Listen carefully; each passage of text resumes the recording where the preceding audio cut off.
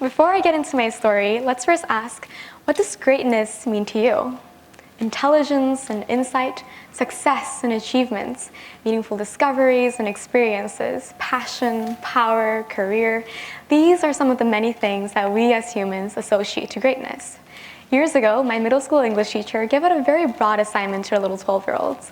Think about what greatness means to you, she said, and you're going to make a video about it with your team. So here's a very, very short clip from the video project that my fellow teammates and I came up with.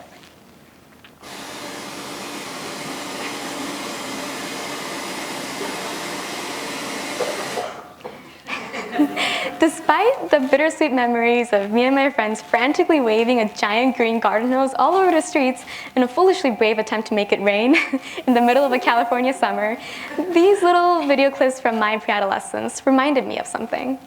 Borrowing the words of these young brave souls that I found inside of the video project, greatness does not have to be extraordinary.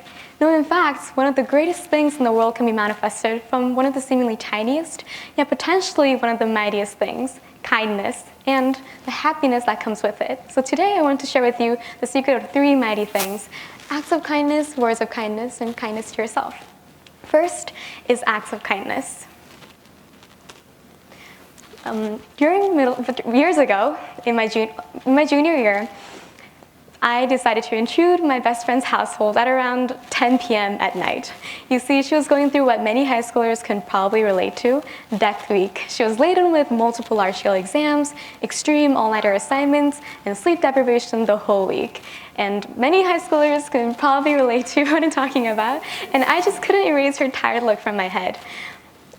The very end of her death week happened to be my hospital volunteering day, and the place I work at allows 1 free drink for volunteers each time they come and help out, and it also has a beautiful little gift shop. So that day, at the end of her death week, I decided to burst through my friend's doors at an hour approaching midnight, surprising, but not really surprising her family, who are thankfully used to my insanity by now, and presented her with her favorite lemon green tea, some encouragement cards handwritten on small colored paper, a tiny hand cream to replace the previous gift she used up, a work partner until she submitted her last assignment by the 11:59 p.m. deadline, and a hearty celebration afterward. And guess what? I met this lovely best friend during that middle school greatness project. Yes, kindness brought me so much joy and happiness. Happiness not only from the sheer warmth of the fulfillment that stems from acts of kindness, but also the happiness of having a best friend to celebrate something with. Happiness of seeing the huge personal impact your small acts can have on another being, and the happiness of a grande-sized Royal English breakfast tea latte, which for me is a metaphor for what you can get in return for your kindness, because I still cannot forget the time the same friend burst through my own door with this lovely latte and a big understanding smile when I myself stayed home, sick and fatigued after my own death week. So it is true that kindness has the power to bring about fulfillment, interpersonal affinity, and social impact. However, it also effectuates a real chemical change in your body. Our brains are designed to respond to kindness in a way that shifts our bodies towards increased healthiness and a sense of general happiness. Brain scans show that even imagining compassion and kindness activates your brain's soothing emotional regulation system. Continuously kind people have 23% less cortisol, which is a stress hormone, than the average person. And interestingly enough, being kind to others makes your own brain's reward centers light up, as if you're receiving the kindness, a phenomenon called the helper's high. Acts of kindness, or simply witnessing an act of kindness, can activate the body to secrete a hormone called oxytocin, which makes your body release nitric oxide into the blood to dilate the bloodstream and reduce blood pressure. So it protects the heart and is often called the love hormone, or a cardioprotective hormone.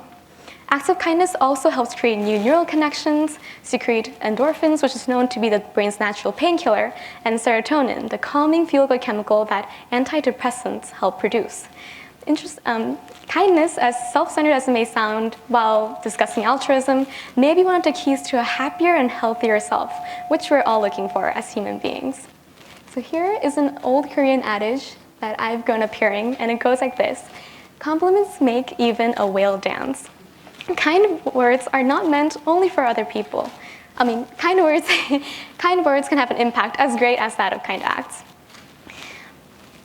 There was this one terrible day when I was wallowing in the pit of worthlessness and tiredness. And at that exact moment, when I was overcome with frustration and anger towards myself that day, my dad came in my room and handed me a little mail, a small card from the nurses I worked with at the hospital, thanking me and recognizing me for my help. And at that moment, those words were so precious to me, and it made my day. And again, I wanted to illustrate to you the happiness that is able to be created through even the smallest show of kindness, even things like a little thank you note or a small compliment. Mother Teresa once said, "Kind words can be short and easy to speak, but their echoes are truly endless." In the mid-'80s, there was a huge societal fear and stigma around HIV and AIDS because the world was still unsure about how dangerous the disease can be and how the disease is transmitted. And coupled with a huge anti-LGBTQ bias, it was dubbed gay cancer because people mistakenly thought that the disease can be caused by non-heterosexual relationships. In 1987, however, Princess Diana visited and shook the hands of a man with AIDS without wearing gloves.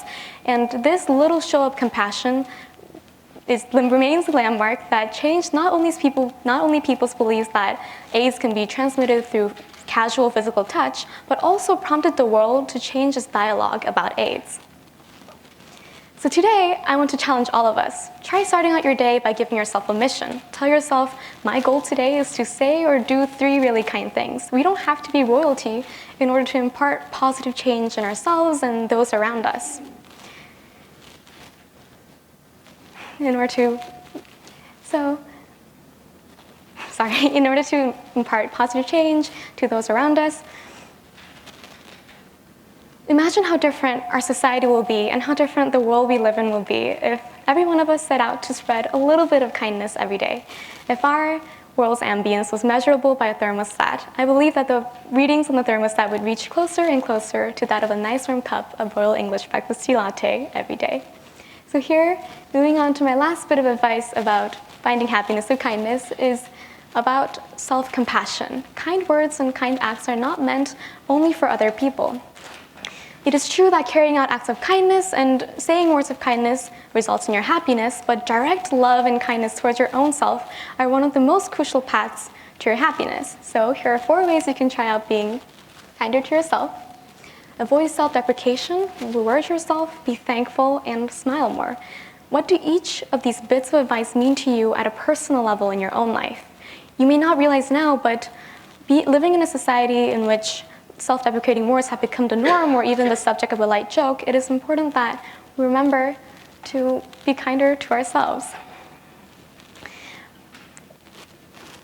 So ultimately, my hope is that my speech would be a part of a growing communal movement to create a warmer, kinder, and more compassionate and loving generation, as well as a society that, being well practiced in kindness, is quite used to seeing some insane happiness barging through their own doors. Thank you.